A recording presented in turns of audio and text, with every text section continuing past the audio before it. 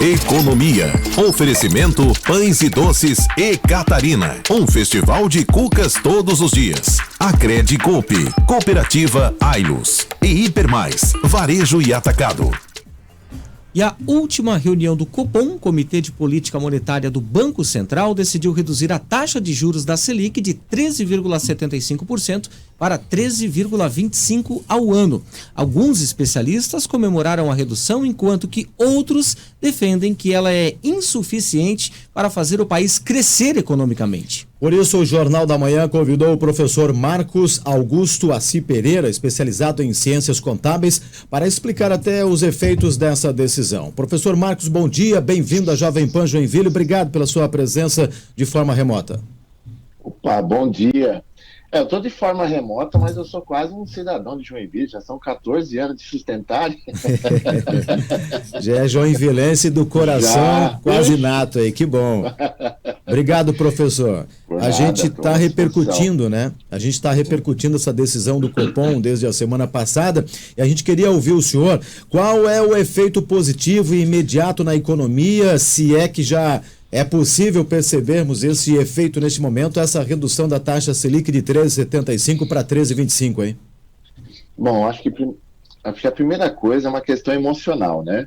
Quando se fala de queda de taxa de juros, ela movimenta, né, uma expectativa que as pessoas começam a pensar. Só que o grande problema é que, assim, cair a taxa de juros Selic não quer dizer que automaticamente caiam a taxa de juros, né, de cartão, de cheque especial, dos empréstimos, né?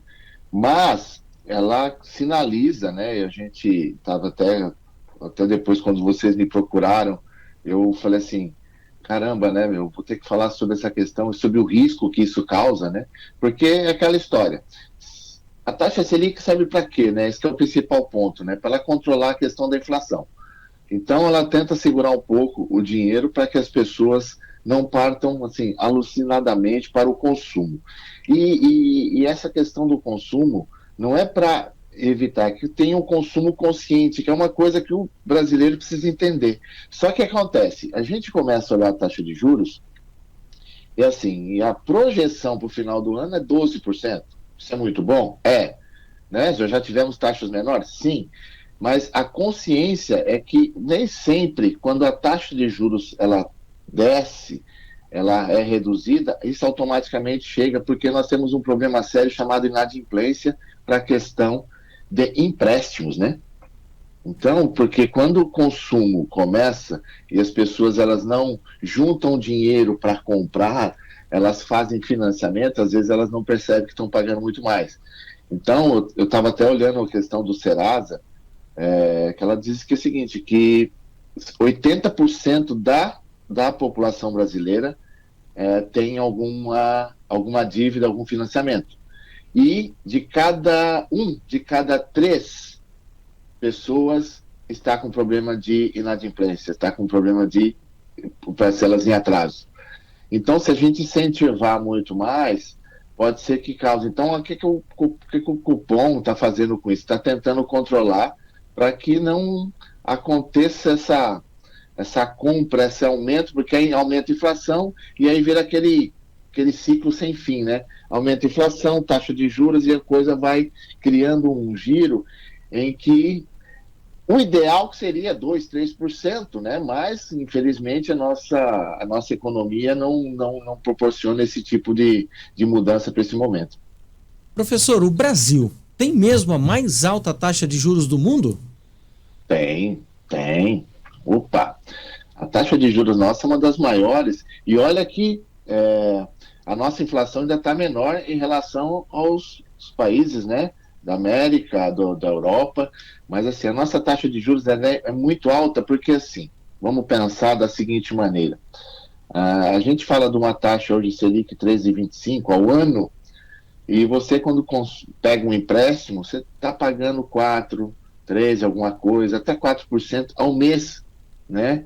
Se você pegar a taxa acumulada, né, questão de cheque especial, né, como que está a taxa do cheque especial, e aí sempre temos aquela história, olha, mas é questão do cálculo está voltado com a inadimplência, né, o que a gente paga de cheque, de cartão de crédito, de taxa de cartão de crédito, é um absurdo. Mas nós crescemos, né? Nós crescemos consumindo empréstimo. Então, quem tem o dinheiro e quem tem a necessidade acaba cobrando um preço maior do que ele precisa. Porque quem não precisa de empréstimo, o banco não se interessa muito. Professor, para quem é empresário no Brasil e precisa driblar as altas cargas tributárias existentes, qual é a lição que fica com uma taxa Selic anual de 13,25% na avaliação do senhor, hein? Olha, eu vou falar aqui o que eu falei no meu mestrado para o meu professor Roberto Quiroga, que é um dos maiores especialistas em planejamento tributário, né? Ele falou assim para mim: professor, o senhor que é especialista em controle interno, compliance e risco, qual a melhor forma de fazer um planejamento tributário? Eu falei assim: não pagar errado, entender melhor o ambiente onde a gente está, como mapear todos os nossos processos para que a gente não tenha vamos pensar da seguinte maneira, pagar erroneamente, né, uma questão, porque cada estado tem uma alíquota diferente, cada operação tem uma alíquota diferente, e a gente precisa entender melhor o nosso contexto empresarial, né? Então, assim, e o empresário, ele precisa ter um planejamento, né, de curto, médio e longo prazo, e eu estou falando de Brasil, né, porque a gente está agora, sempre que você planejou para 2023, agora no meio do ano já estou revendo tudo, por quê? Né? Está vindo aí uma mudança na legislação tributária que vai afetar toda a cadeia, né, de valor, a cadeia de negócios, e então já tem que se planejar, entender melhor o seu, e quanto menos for dependente, né, de dinheiro, né, de financiamento, de empréstimo, melhor. Por quê? Se você não tem um bom ciclo financeiro, né, o entendimento do que você tem, qual o seu prazo a receber, qual o seu prazo a pagar, o seu giro do seu estoque, o quanto custa o seu serviço, você sempre vai estar dependendo de alguma instituição financeira para cobrir, né, uma fragilidade do seu fluxo de caixa. E quando você utiliza isso, você está utilizando juros, às vezes, muito mais altos e pagando ou distribuindo valores que já está difícil a sua margem. E quando você começa a usar banco para poder fazer essa operação, então tem que ser usar o banco com consciência, né? Quando uma necessidade, assim, com planejamento. Nossa questão, assim, vamos fazer lá na frente, a gente rever como faz e nem sempre funciona. Eu tenho trabalhado com algumas empresas de pequeno e médio porte, orientando a fazer um fluxo de caixa, entender melhor. Eu peguei até um exemplo aqui para vocês, tá? Uma empresa que recebia os pagamentos dela com 120 dias e pagava os fornecedores a cada 15 dias. E aí aparecia aplicação, capital de giro, todo mês. Eu falei assim: amigo, você tem que rever os seus prazos de pagamento, seus prazos de recebimento, para que o seu caixa não fique defasado e você não fique tão, vamos dizer assim, como um termo muito bonito que a gente fala aqui, alavancado, né, dentro do mercado, endividado, porque você não agiliza isso. Então, primeira coisa, entender o teu negócio, entender a tributação do seu negócio e como fazer com que isso seja parte integrante para que você possa fazer uma gestão adequada.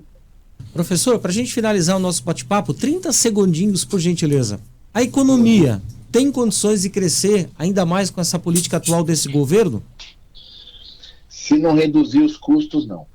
Se não reduzir as despesas, não. Porque a primeira coisa que a nossa economia precisa é uma estrutura enxuta para que exista que gaste menos e possa aplicar mais na infraestrutura, aplicar mais na educação, aplicar toda na tecnologia que nós estamos passando agora, para que possa dar retorno e você também possa atrair investidores, para que essa instabilidade jurídica que nós estamos passando agora não afaste os investidores e a gente possa investir melhor e trazer de volta para a população aquilo tudo que ele investe através do pagamento de impostos.